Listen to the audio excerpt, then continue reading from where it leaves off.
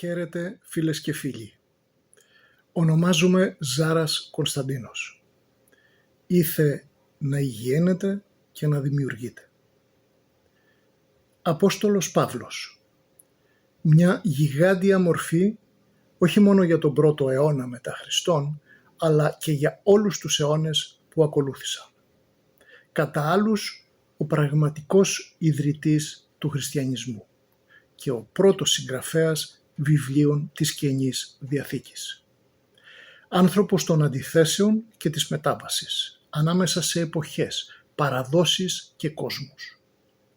Το ένιγμα Παύλος, που από στιγνός διώκτης έγινε ο πιο ένθερμος υποστηρικτής. Και Παύλος ο μυστικός. Το εδάφιο της δεύτερης επιστολής του προς Κορινθίους 12:1-4 είναι από τα πιο γρυφώδη συνόλου της Καινής Διαθήκης και ένα που πολλές φορές αποφεύγουμε να δούμε κατάματα. Εδώ ο Απόστολος των Εθνών ομολογεί μια προσωπική του εμπειρία, πως αναρπάχτηκε στους ουρανούς, πως έφτασε έως τον Παράδεισο και πως εκεί άκουσε πράγματα που κανείς άνθρωπος δεν μπορεί να μεταφέρει. Κι όμως δεν μας λέει τι ήταν αυτά. Τι απέφευγε, τι φοβόταν, τι έκρυβε ή μήπως η σιωπή του ήταν το αληθινό του μήνυμα. Το κείμενό του είναι σύντομο, απλό, λιτό, αλλά πλήρες συμβόλων και νοημάτων, αλλά και ενιγμάτων. Γράφει ο Απόστολος: «Καυχάστε δι, ου συμφέρον μεν, ελεύσομαι δε εις οπτασίας και αποκαλύψεις Κυρίου». Μεταφράζω: πρέπει να καυχηθώ, αν και δεν είναι ωφέλιμο, θα έρθω τώρα σε οράματα και αποκαλύψεις Κυρίου. Και συνεχίζει: «Είδα άνθρωπον εν Χριστώ προετών 14, είτε εν σώματι ουκ είδα, είτε εκτός του σώματος ουκ είδα, ο Θεός είδεν αρπαγέντα των τιούτων έως τρίτου ουρανού». Δηλαδή, γνωρίζω άνθρωπο εν Χριστώ προετών 14, πριν από 14 χρόνια, πως αυτός αρπάχτηκε ψηλά έως τον τρίτο ουρανό. Αν αρπάχτηκε με το φυσικό του σώμα, δεν γνωρίζω. Ή αν αρπάχτηκε χωρίς το φυσικό του σώμα, δεν το γνωρίζω. Ο Θεός το γνωρίζει. Και συνεχίζει το κείμενο: «Και είδα τον τιούτων άνθρωπον, είτε εν σώματι είτε χωρίς του σώματος ουκ είδα, ο Θεός είδεν», που μεταφράζεται πάλι «και γνωρίζω αυτόν τον άνθρωπο είτε με το φυσικό του σώμα είτε χωρίς το φυσικό του σώμα, δεν γνωρίζω, ο Θεός γνωρίζει», και καταλήγει με το εκπληκτικό ότι «ηρπάγει εις τον παράδεισον και ήκουσεν άρρητα ρήματα, α ουκ εξών ανθρώπο λαλίσε», που και αυτό εννοεί πως αναρπάχτηκε αυτός ο άνθρωπος εις τον παράδεισο και εκεί άκουσε ρήματα, λόγια άρρητα που κανείς άνθρωπος δεν μπορεί να προφέρει. Αυτό το εδάφιο είναι από τα πιο βαρυφορτωμένα αλλά και λαλίστερα της Καινής Διαθήκης για όποιον έχει αυτιά για να ακούει και μάτια για να βλέπει. Εδώ ο Παύλος ομιλεί για πολύ σημαντικά πράγματα και τα επενδύει με την προσωπική του αυθεντία. Ακολουθεί μια σύνοψη των αξώνων του εδαφίου με πολύ λίγα βασικά στοιχεία ερμηνείας. Πρώτα-πρώτα, όλοι οι ειδικοί συμφωνούν πως ο άνθρωπος στον οποίο αναφέρεται Ο Παύλος είναι ο εαυτός του. Αυτός ο ίδιος βιώνει αυτή τη μεταφυσική εμπειρία. Έτσι, αυτό το εδάφιο αποτελεί την πρώτη υπογεγραμμένη από το ίδιο το πρόσωπο εμπειρία μυστικού τύπου στην ιστορία των θρησκειών. Ο Παύλος αισθάνεται πως πρέπει να καυχηθεί, επειδή δεν έχει άλλη επιλογή. Και δεν έχει άλλη επιλογή επειδή αντιμετωπίζει αντιπάλους που καυχόντο για εμπειρίες αυτού ακριβώς του είδους. Ουράνιων ταξιδιών, εκστατικών καταστάσεων και αποκαλύψεων που δεν μπορεί να χωρέσει ο νους και να φανερώσει η γλώσσα. Και το εδάφιο βρήθη ενιγμάτων. Γιατί γράφει σε τρίτο πρόσωπο? Ηρπάγει, άκουσε. Όλοι γνωρίζουμε πως εννοεί τον εαυτό του. Αλλά τότε γιατί αυτή η συνειδητή επιλογή απόστασης? Αφού πάλι πρόκειται για τον ίδιο, τότε πώς μπορεί να μην γνωρίζει αν αυτό που του συνέβη ήταν με το φυσικό του σώμα ή χωρίς αυτό? Μάλιστα μεταθέτει τον άκτορα της πράξης αλλού, μάλλον στον ίδιο το Θεό. Μόνο εκείνος λέει, ξέρει. Αλλά τότε τι είδους εμπειρία μπορεί να είναι αυτή όπου χάνεται η αίσθηση της σωματικότητας? Μάλιστα είναι τόσο κομβικής σημασίας αυτή η αδυναμία αυτεπίγνωσης κατά τη διάρκεια αυτής της εμπειρίας, ώστε πρέπει να την επαναλάβει και στο στίχο 3. Ακόμη, όταν λέγει πως αρπάχτηκε, πώς το εννοεί? Ότι έγινε ένα απολύτως παθητικό υποκείμενο μιας κατάστασης που το υπερέβαινε και που δεν την είχε επιλέξει το ίδιο? Και γιατί έως τον τρίτο ουρανό και όχι σε κάποιον άλλο? Ταυτίζεται ο τρίτος ουρανός με τον παράδεισο τότε ή όχι? Γιατί δύο όροι? Μήπως εννοείται πως ο παράδεισος βρίσκεται στον τρίτο ουρανό και άρα διαφορετικά πράγματα και καταστάσεις βρίσκονται σε κάθε έναν από τους 7 ουρανούς? Και ίσως το μεγαλύτερο ερώτημα: ποια είναι αυτά τα άρρητα ρήματα? Γιατί αυτό το οξύμορο σχήμα? Ρήματα μεν, άρρητα δε. Με τον ένα όρο να ακυρώνει τον άλλο και να προκαλεί ένα είδος νοητικής κράμπας σε όποιον επιχειρεί να κατανοήσει. Ρήματα που κανείς όμως δεν μπορεί ή δεν πρέπει να προφέρει. Άρρητα. Άρρητα που όμως ο Παύλος άκουσε. Τα άρρητα που ακούγονται δεν είναι άρρητα. Και τα ρήματα που δεν μπορούν να λεχθούν δεν είναι ρήματα.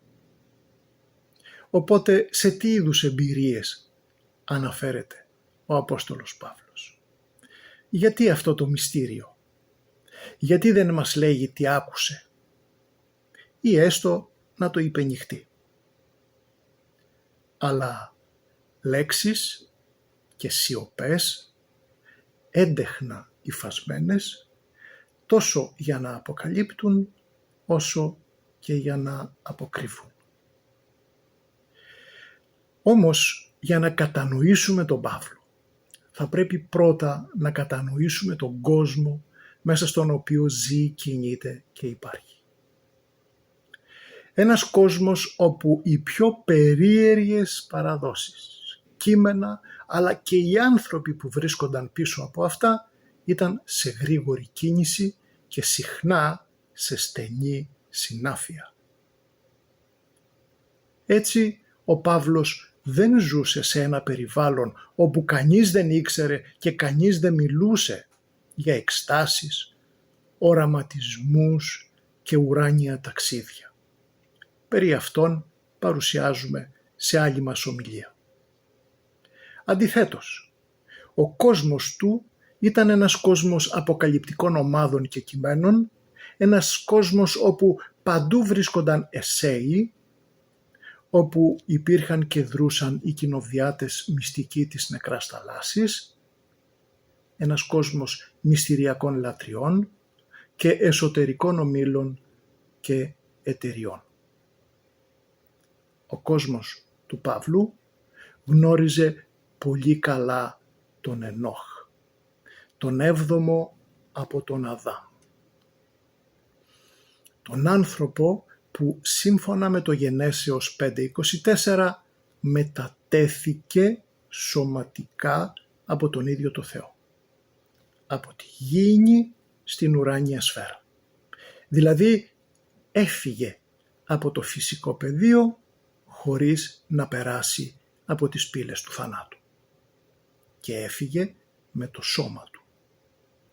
Σήμερα όλο και περισσότεροι ειδικοί αναγνωρίζουν ότι οι ενοχικές παραδόσεις δεν βρίσκονταν στο περιθώριο του Ιουδαϊσμού της περίοδου του Δεύτερου Ναού, αλλά αποτελούσαν έναν από τους σημαντικότερους πνευματικούς και αποκαλυπτικούς της πόλους.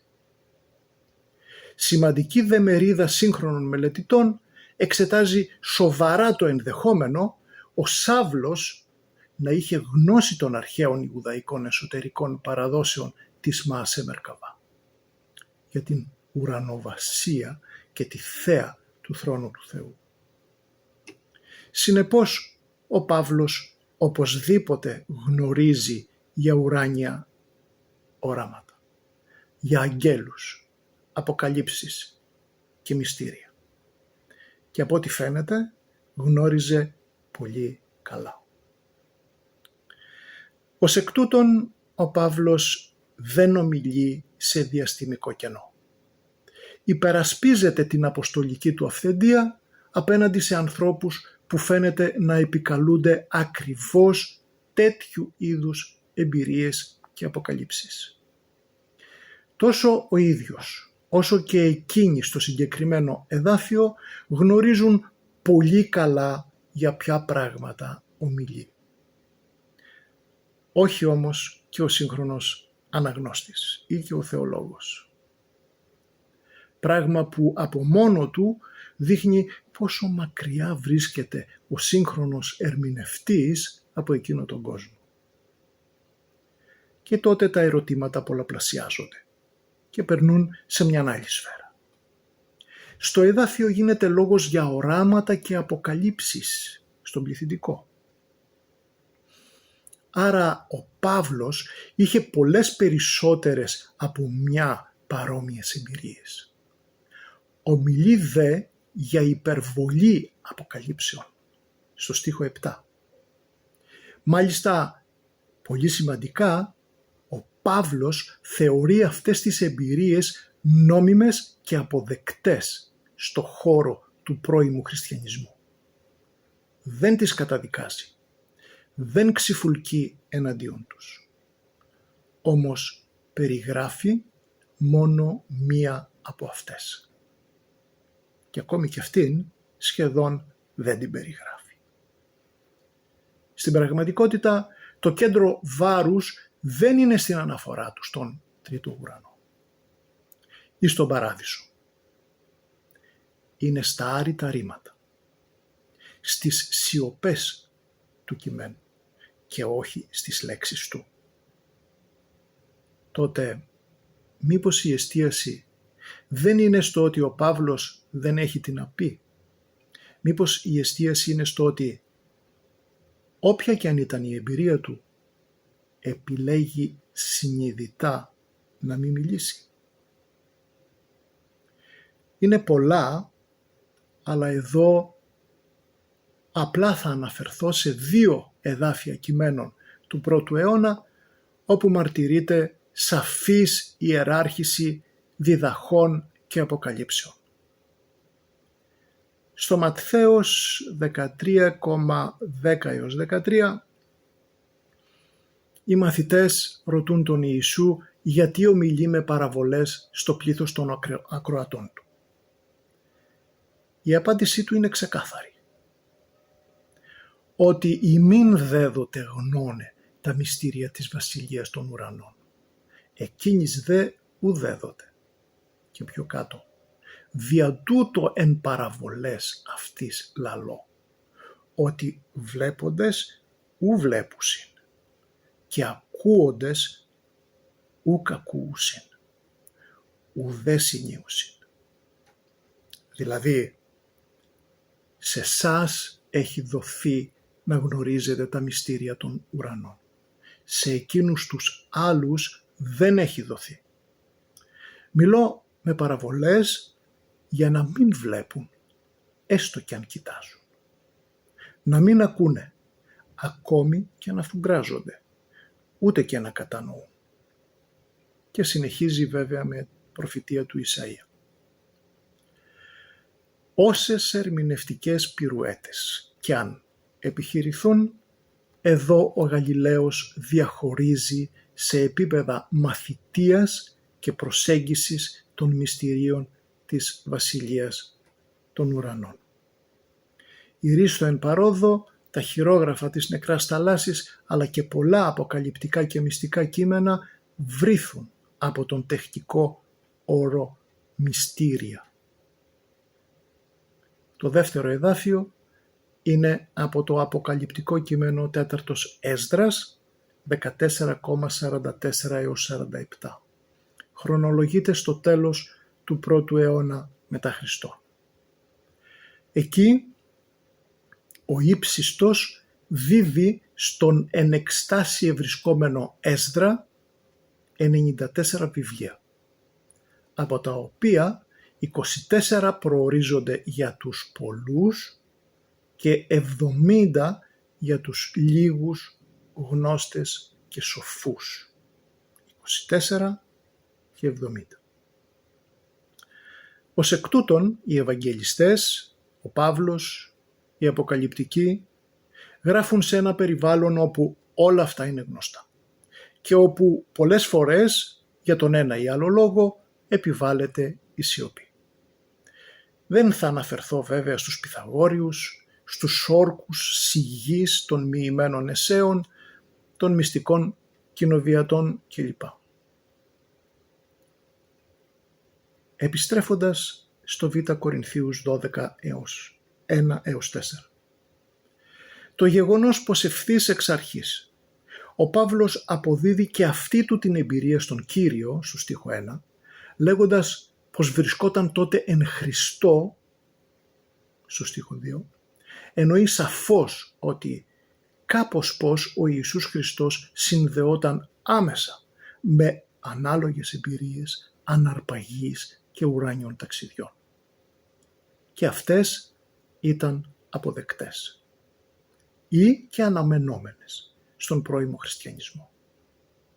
Αυτό είναι ένα στοιχείο που συχνά διαφεύγει.